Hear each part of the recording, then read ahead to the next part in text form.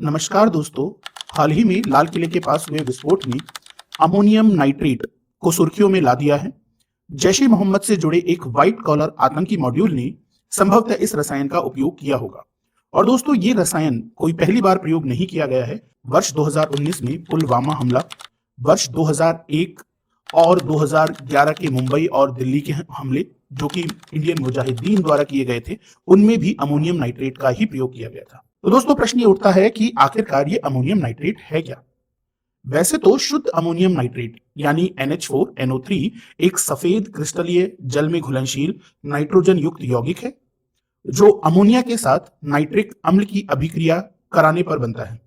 इसका गलनांक 170 degree Celsius होता है और इसे एक ऑक्सीकरण अभिकर्मक के रूप में वर्गीकृत किया गया है। सामान्यतः अमोनियम नाइट्रेट का प्रयोग व्यावसायिक विस्फोटकों के निर्माण में एक प्रमुख घटक के रूप में होता है, और दोस्तों इसे दोहरे उपयोग वाले पदार्थों की श्रेणी में रखा गया है और इसका एक वैध उपयोग औद्योगिक उपयोग है। इसके वैध उपयोग की अगर हम बात करें तो कृषि क्षेत्र में पोषक तत्वों को प्रदान करने वाले नाइट्रोजन युक्त उर्वरक अमोनियम नाइट्रेट ही होते हैं। इसी प्रकार से इसका यूज खदानों और उत्खनन परियोजनाओं के अंदर किया जाता है, जहां पर अल्प मात्रा में नियंत्रित विस्फोट करके खानों से खनिज निकाले जाते हैं।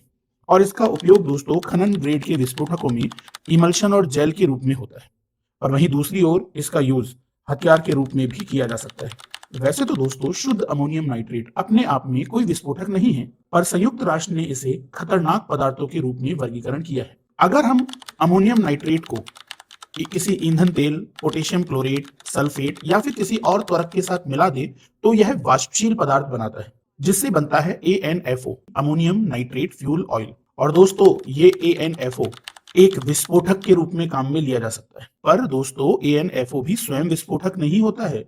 इसे विस्फोट करने के लिए डिटोनेटर जैसे ट्रिगर की आवश्यकता होती है, यानी कि जब इसे विस्फोट करना हो RDX या फिर TNT जैसे कुछ प्राथमिक विस्फोटकों का डिटोनेटर बनाना पड़ेगा, उस डिटोनेटर से इसे ट्रिगर करना पड़ेगा, तब कहीं जाके ANFO विस्फोटक के रूप में कार्य करेगा।